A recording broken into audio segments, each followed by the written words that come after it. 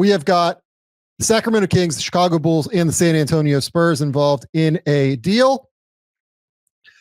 The Spurs are going to get De'Aaron Fox and Jordan McLaughlin. The Kings are going to get Zach LaVine, Sidi Sissoko, 3 first-round picks, and 3 second-round picks. The Bulls are going to get Zach Collins, Trey Jones, Kevin Huerter, and their own 2025 first-round pick back via the San Antonio Spurs that was originally traded in a sign and trade for DeMar DeRozan. The 3 first-rounders that the Kings get here, the 2025 Charlotte Hornets pick, which in all honesty does not look like it is going to transfer as a first rounder. It's probably going to be 2 seconds. A 2027 San Antonio Spurs first round pick, and then a 2031 Minnesota pick. That is the pick that they got in the Rob Dillingham trade at the draft. Okay. So let's start here. Let's just take my victory lap here up front, right? So let's take you back to last Friday when Jason Timpf and I recorded, and we talked about potential De'Aaron Fox moves. And I don't have picks included in here. Like obviously San Antonio would have to send out like a bevy of picks places, right? Mm-hmm. What if we did Zach LaVine to Sacramento? Interesting. De'Aaron Fox to San Antonio.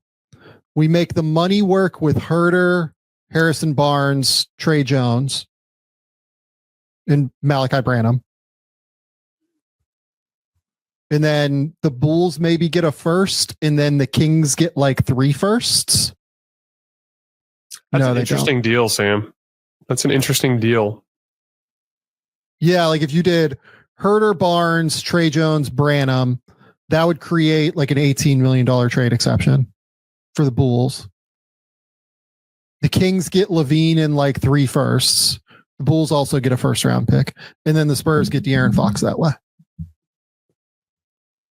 It satisfies more of the Kings' potential desire to have some win now pieces as well. It kind of does. By the way, dude, you want... So the reason I thought of this, right, as a real potential idea is because we knew that the Kings wanted players. We knew that they also probably needed picks and they needed value. We know that Chicago's been trying to move LaVine forever. It just felt like a thing that ticked all of the boxes, I guess, is kind of where I'm at for these organizations, plural, goals. We'll talk about what we think of the deal and everything, but as I thought more and more about it, I thought, okay, this ticks all of the boxes for what these teams are trying to accomplish, I guess. Can you play it again? I was just trying to compare whether I had better facial hair than Timpf. Like I was just, I was distracted. No. Oh, by the way, as I mentioned earlier, an hour ago, you guys did a great podcast. That was a great episode, which a lot of really good thoughts processes, which we'll talk about a little bit again. I think specifically for the Kings, what you're referring to is they want to stay relevant, right? Like they want to still be good. And listen, like you said, we'll get like Zach LaVine, I think is really good. I'm fascinated to discuss this with you in terms of what this means for Sacramento, what this will look like and all of that. I know everybody's getting off their Zach LaVine, DeMar DeRozan jokes right now. And I get it. I understand it, but it's interesting. The picks, it's funny. I think this is the ultimate, not all first round picks are created equal. Right? Because when you first see that, you're like, man, 3 first round picks. Oh, a Charlotte first round pick. And then you realize the protections are there. That Chicago Bulls second round pick in this season may end up being sneaky high if they go straight tank mode the rest of the year.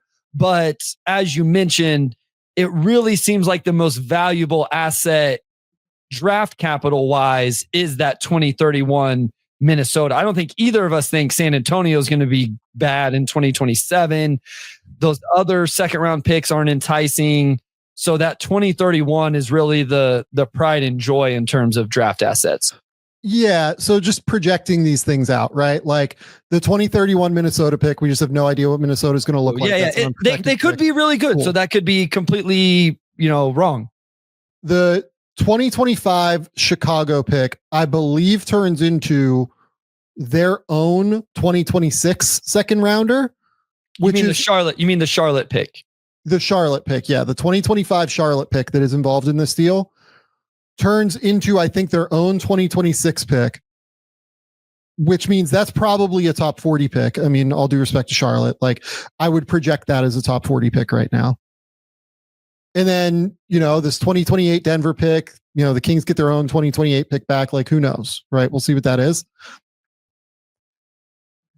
I think that the way you can look at this is, given that the Bulls prefer to enter something of a rebuilding era, the Spurs likely just got De'Aaron Fox for like 2 firsts and 3 seconds. No, maybe 2 firsts and 6 or 7 second round picks, like something like that in terms of what the value is. Plus, Trey Jones, who's not nothing.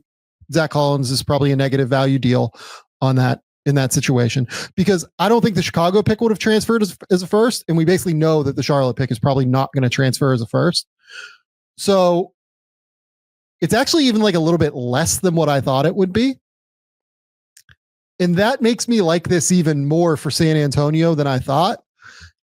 Even like, I think my opinions have kind of continued to evolve on De'Aaron as a player the more that I've thought about like his fit everywhere.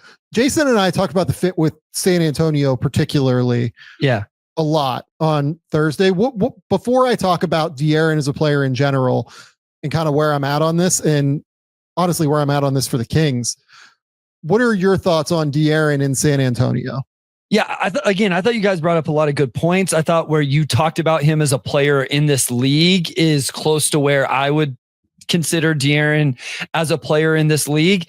I think De'Aaron going to a place where he's going to play with a top 5 player makes a lot of sense, right? Like, I mean, whether Wemby's there right now or not, whatever, we can debate. I think most people would agree he's going to be for the next 5 years and however health plays out after that.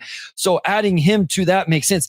I thought what Tim made a great point on was defensively, or maybe this was you guys, what it was, the way De'Aaron plays defense actually really fits with Wemby, because it allows De'Aaron to be aggressive and run through passing lanes and shoot gaps and be aggressive, knowing you have Wemby behind him to make up for some of that stuff. And so I thought that really made sense to me. But I like De'Aaron there with Wemby. I think this is a good situation for him where he doesn't have to be the number one option. He's not the face of the franchise, but he can really settle into and be a really, really good number 2. And San Antonio being able to do this essentially with draft picks in terms of roster pieces that, like you guys talked about, Vassell, does Steph Castle make sense or not? Like they kept Castle and Vassell, right? And Sohan. Yeah. Like they kept all of them. And so I think this is well done by San Antonio, in my opinion.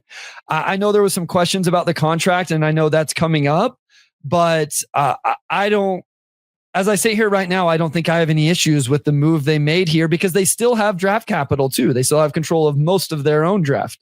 Let's get to a quick little note from Prize Picks. Prize Picks is the best place to get real money sports action with over 10 million members and billions of dollars in awarded winnings. Prize Picks has made daily fantasy sports accessible to all. You just pick more or less on at least 2 players for a shot to win up to 100 times your cash. Run your game all season long on Prize Picks.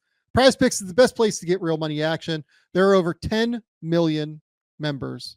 Like I said a second ago, they invented the flex play, which means you can still cash out if your lineup isn't perfect. You can double your money even if one of your picks doesn't hit. Prize Picks always puts its members first, so all withdrawals are fast, safe, and secure. When my picks hit, I can get my money in as quick as 15 minutes. We are big fans of Prize Picks here. We absolutely love the app and what they're doing for the daily fantasy sports seen. Download the app today and use code Game Theory to get $50 instantly after you play your first $5 lineup. Download the app today and use that code Game Theory to get $50 instantly after you play your first $5 lineup. Prize Picks, run your game. Let's start with the Vassell, or not the Vassell, the De'Aaron Fox fit with Wemby. Part of why I love it is that De'Aaron is such a fast guard. Yeah. And Jason brought this up on the show, and I completely agree with him that like the best way to actualize like a pick and pop big like Victor Wembanyama is, or a perimeter based big center like Wembanyama is to have a fast guard that could just consistently get paint touches, right? Mm-hmm. The Spurs are 24th in the NBA in drives per game right now. All due respect to Chris Paul, who's had like a really, really good year. I do think that having somebody like De'Aaron Fox to consistently get paint touches and collapse the defense is going to make life even easier moving forward for Victor Wembanyama. Having like a real paint presence is going to make life easier. And also on the De'Aaron side, having a wide open lane is going to make his life easier as a finisher. He's really developed his floater game. He's really developed that in-between game. He's going to get more shots at the rim now, I think, even than what we've seen previously. So I love the fit. I'm so glad you talked about the defense. I think that this makes a ton of sense. And I think that this is the best way for De'Aaron Fox to like potentially become like a Hall of Famer if it like really breaks right. But also like for him to become the best version of himself at the end of the day. Yeah, I think it puts him in a really nice spot. And so again, I think it, the shooting stuff is going to be interesting, right? We've talked about Steph Castle and his struggles. Sohan, we've talked about that. Vassell, I believe in the jumper in general. But yeah, like it'll be interesting. They'll have to work that out just a little bit. I think the idea of a Fox Castle backcourt is really intriguing. I think those guys, if Steph gets to even like league average shooting or respectable, or like, even if he just gets to where like you can't completely play off of him, that will be really interesting because Castle can be that point of attack, physical, solid defender, while De'Aaron is just like going crazy and making plays and being disruptive. And I agree with you guys. I don't know that we know Steph is going to be that guy. So I don't think this hurts him. He can still be that guy in second units and stuff like that, but he isn't right now. And my thing with this is Wemby's ready. So I don't think this is pushing the chips in too early for them.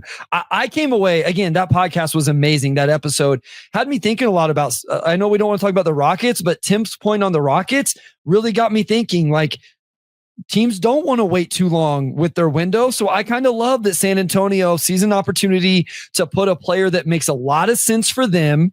And to be clear, I think he makes more sense for San Antonio than he would Houston, and going after it. And again, they pulled it off without sending out Castle or Vassell or any of these guys. So I think it's a really nice move by that front office. So here's what I want to kind of follow up on, though, with Fox. Fox is not the easiest fit everywhere in the NBA. Sure. And because of that, I've always kind of wondered, and given the fact that like it seemed pretty clear that he wanted to end up in San Antonio, right? I've always been a little bit skeptical that a lot of teams will come to the table here for Zach, right? We'll decide, hey, let's just like do this, right? Or for De'Aaron, like, hey, let's just go all in and do this, right? Let's say, hey, you know what? De'Aaron Fox is our guy. He can be the next Jalen Brunson, like the guy where, we acquire him and he becomes like a many-time All-NBA player. I honestly just kind of I don't think of him in quite that way. And the reason for that is that I worry a little bit about how he's going to age. Not a lot, but just like a little bit, right? he is a speed-based guard. He's really done a great job of improving his footwork, improving his craft, improving his in-between game, becoming a pull-up threat as a shooter. But the speed is kind of the key to me with De'Aaron. And if he starts to lose half a step as he goes through the 30s, right? It could become a little bit more of a problem. Now, this all becomes much easier to manage when you have Victor Wembanyama spacing the floor, right? Like this is going to make him age better playing with Victor Wembanyama. Having said that, though, if you're a team like Orlando and you're a team that like desperately needs shooting and could theoretically be in the mix for De'Aaron Fox, right? Because you need a lead guard next to Jalen Suggs, or a lead creator, let's call it, next to Jalen Suggs long term. I don't know that De'Aaron's the right fit. Houston, as we said on the podcast on Friday, like, I don't really think that's the right fit for De'Aaron next to Alperen Şengün and Amen Thompson and all these guys, right? I wonder if that muted the marketplace a little bit here in terms of other teams really thinking about it. And when we get to the Kings, I've always kind of said that I think De'Aaron is like their best player. I think that was true, but I also wonder how much of a dip there's actually going to be here for the Kings. And we'll talk about that maybe in a second. I genuinely am not certain that there's going to be a massive dip, but before we get there, like, let's stay on the Spurs here and just De'Aaron in general. This is the right move for them. Being able to keep all of your great players and being, or, you know, potentially good young players, right? I wouldn't call any of them great yet. All of your potentially good down the road young players, and only having to give up like 2.5, let's call it, first round picks. That's a big win for you as an organization. And I do wonder if it's because it was hard to get teams to come to the party. Yeah, and they still have the draft capital. They still have interesting salaries, even on the books next year. You know, like Harrison Barnes all of a sudden becomes a $19 million expiring over the offseason into next deadline.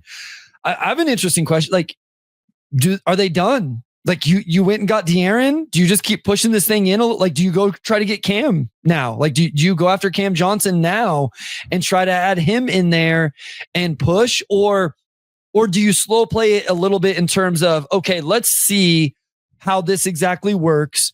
Let's see what exactly we need to put around him. Let's see how Steph develops. If Sohan can play with him or not. Does Keldon fall into, who does De'Aaron make better by being here and having, because right, like that downhill pressure, yes, obviously Wemby's going to play off of it really well. That might play to other guys even better, right? Like maybe other guys figure out their off-ball. Julian Champagnie, like I think he's been solid for them to be clear, but maybe he get even more wide open, you know, catch and shoot attempts and able to knock him down. Maybe you just say, hey, let's see how this looks. And then in the offseason, we'll have a little bit more data on what the next move is. Or do you continue to push even more? Do you go after Cam Johnson or somebody like that? I mean, look, like I kick the tires and see what the price tag is, but sure. You know, like if I could do the deal that I brought up a while ago, where it's like, you know, San Antonio's first rounder for the worst of the Brooklyn Nets first rounders plus a first round pick, like that's pretty interesting to me. I would probably do that, but I'm like not. I like the Cam Johnson fit a lot. I think it would be a really good play for them. I don't know if I want to like completely exhaust my draft capital here before I know for sure what De'Aaron and Wemby are together, I guess. I agree with you. I would do the same. I feel like in general, I'm usually a little more patient with these things. So I always like to ask, but I would want to see what this looks like first. In the case of, man, him and Steph just have real chemistry. Like they play really well together. So, okay, we're good in the backcourt. We got Wemby, like Vassell is playing perfectly off of him. Like this speed combination is really, really good. Okay, all we have to do is replace Harrison Barnes with a younger version of Harrison Barnes or whatever. You know what I mean? Like, so I would wait and see. Because there's a non-zero chance it doesn't work out great, right? Like there's a chance that maybe for whatever reason, there's something we're not all seeing right now and it doesn't work perfectly. And then you don't want to have moved on from assets to be with something that you don't love long term. So I would wait as well.